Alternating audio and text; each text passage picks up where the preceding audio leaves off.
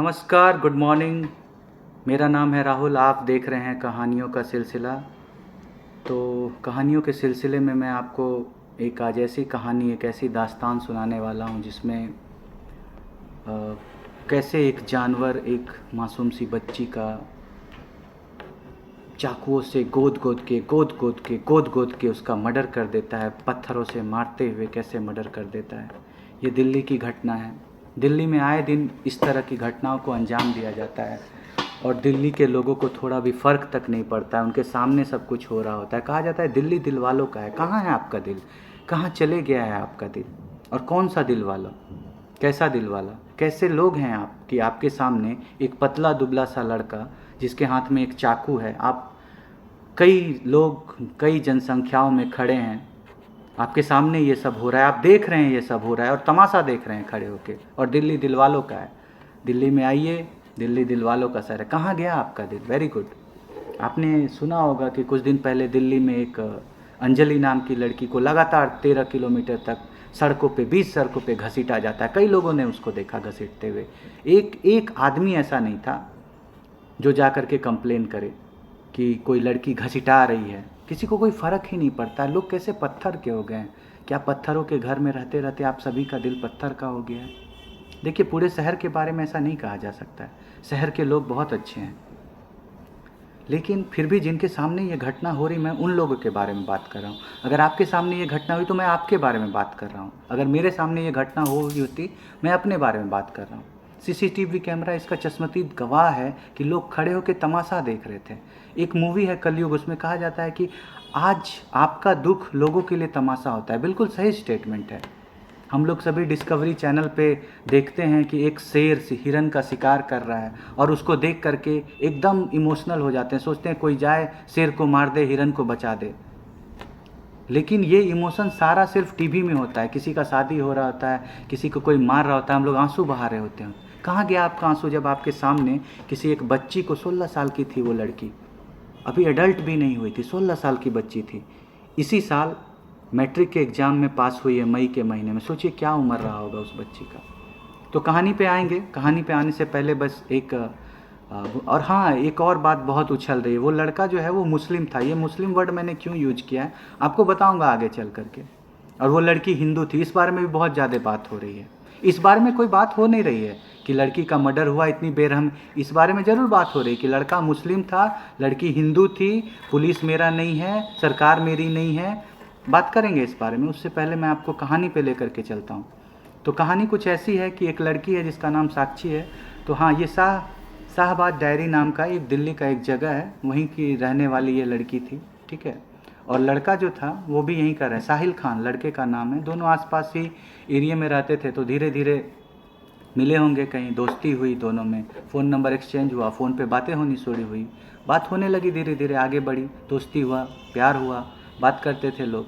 किसी कारणवश झगड़ा हो गया, लोग दूर हो गए एक दूसरे से, इग्नोरेंस चालू हुआ।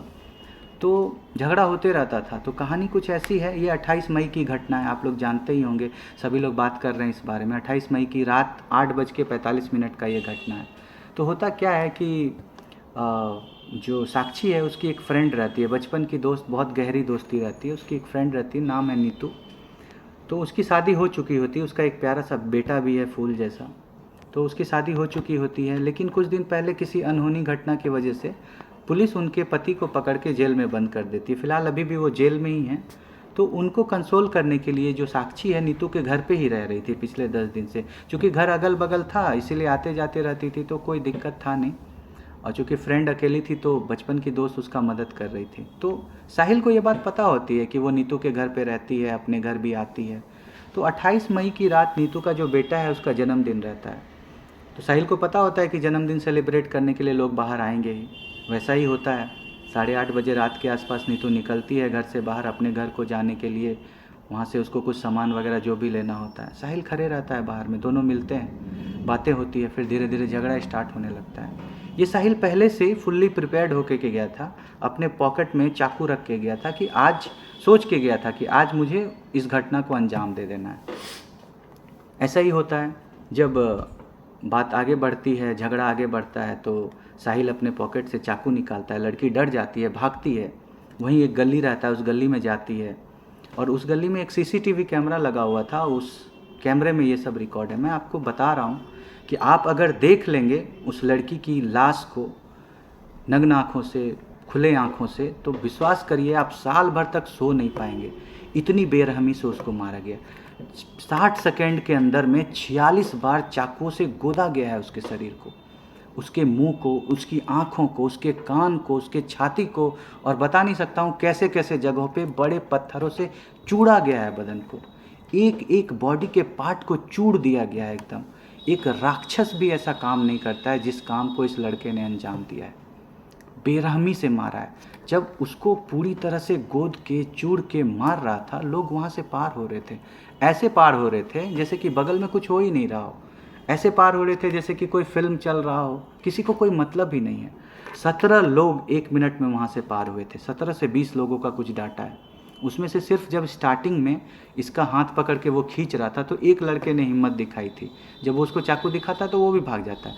2-3 लोग पेड़ के पीछे छुप के देख रहे हैं, कोई घर से छुप के देख रहा है, कोई पार होते हुए छुप के, जिसमें औरत, बूढ़े, बच्चे सभी कोई वहाँ से पार हो रहे थे। लेकिन एक सिंगल आदमी उसकी मदद को नहीं गया। अगर एक पतला सा लड़का एक हाथ में चाकू पकड़ा हुआ इस काम को अंजाम दिया है।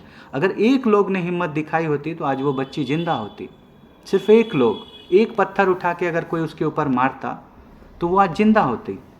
लेकिन ये सब सिर्फ, अब जब कहानी ख़त्म हो गई है तो अब आप कैंडल मार्च स्टार्ट करिए, आप कानून से जाके गुहार लगाने लगिए, सुप्रीम कोर्ट में केस करिए, नेता मंत्री पहुंचिए, कोई बोलिए मुस्लिम हिंदू का बात है, कोई बोलिए पॉलिटिकल बात है, ऐसे करके बात को आगे बढ़ाइए। काम यही है कि जब घटना को अंजाम दे दिया जाता है उसके बाद सभी के दिल में दया उमड़ जाती है, सब दयावान बनने लगते हैं।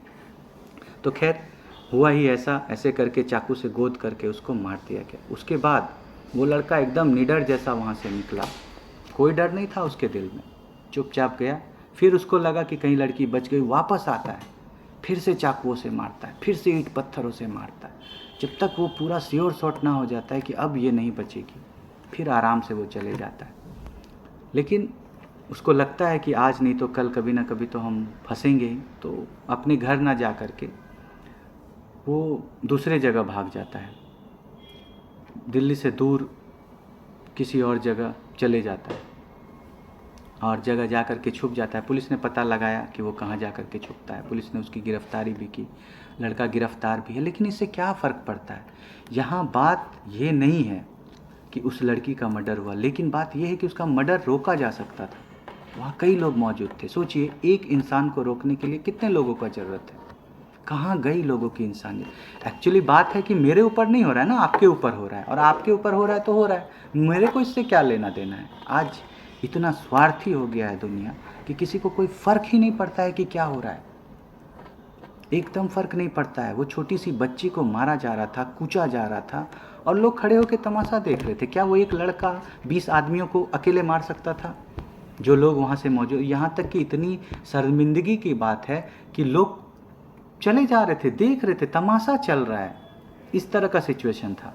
खैर, तो होता ऐसा है कि फिर लड़की मर जाती है, पुलिस उसको पकड़ता है, पकड़ के जेल में डालता है। अभी बात चल रही है। अब देखिए होगा क्या। अब नेता मंत्री सब एकत्रित होंगे, कोई एक पार्टी बोलेगा कि वो मुस्लिम लड़का था, मुस्लिम वर्ड मैंने पहले यूज किया था, इसीलिए किया था, बोलेगा चूँकि वो मुस्लिम लड़का है इसीलिए उसने मर्डर किया।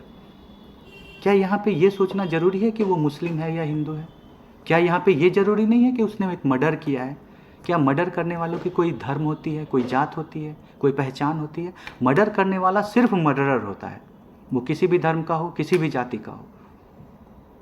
अब लेकिन लोग अपना पॉलिटिकल, एक बार बात नहीं हो रही है कि बच्ची मर गई है, बच्ची को मरने से रोका। अब कोई बोल रहा है, कोई पार्टी बोल रही है कि मेरी सरकार नहीं है, मेरी पुलिस नहीं है। क्या पुलिस हर जगह खड़ी रह सकती है? किसी की भी सरकार हो, क्या हर घर में आप पुलिस तैनात कर सकते हैं? पुलिस का बहाली कर सकते हैं हर घर के लिए, पर्सनली, हर गली के लिए? नहीं। ये हमारी जिम्मेदारी है, ये आपकी जिम्मेदारी है कि अगर आपके आसपास कोई भी इस तरह की घटना हो रही तो आपको रोकना चाहिए। क्योंकि कानून में ऐसा लिखा हुआ नहीं है कि आपके सामने कोई घटना हो रही है और अगर आप उसको नहीं रोकते हैं तो आप पे कोई सज़ा है। ये हम लोग को फैसिलिटी दिया गया है, लेकिन क्या ये आपकी नैतिक जिम्मेदारी नहीं है कि आपके सामने अगर कुछ ऐसा हो रहा, अगर आपके अंदर इतना गट्स नहीं है कि उसको रोका जाए, तो कम से कम आप ये तो कर सकते हैं कि आप पुलिस को इन्फॉर्म कर दें या किसी ऐसे व्यक्ति को इन्फॉर्म कर दें जिसके पास गट्स हो, मीडिया को इन्फॉर्म कर दें, किसी लोगों को बता दें ताकि बच्ची बच सके, या आप जाकर के उस लड़के को पकड़ लें, कुछ भी करें। शर्म आते हैं मुझे ऐसे लोगों पे जिनके सामने ये घटना हुई। आप जो भी आप वहाँ मौजूद थे, अगर आपके अंदर इंसानियत, आप कभी सोचिए घर में जा कर के, क्या आपकी बेटी के साथ ऐसा होता, आप ऐसा ही करते? आपकी बहन के साथ होता, ऐसा ही करते? खैर, अब हो गई है घटना, अब हर कोई जो अपना जैसे उल्लू सीधा करना है जिसको इस घटना को लेके वो करेगा। लेकिन जो भी ये स्टोरी देखें, जो भी सुने, एक बार ज़रूर चैन से बैठ के एनालाइज करिए, सोचिए कि क्या ऐसा होना चाहिए, क्या इंसानियत के पन्नों पे ऐसा काला धब्बा लगना चाहिए? क्या समाज में हम इसीलिए रहते हैं, क्या इंसान को समाज के साथ रहने के लिए इसीलिए बोला जाता है कि जब उस पर कोई मुसीबत आए तो कोई उसके साथ खड़ा ना हो?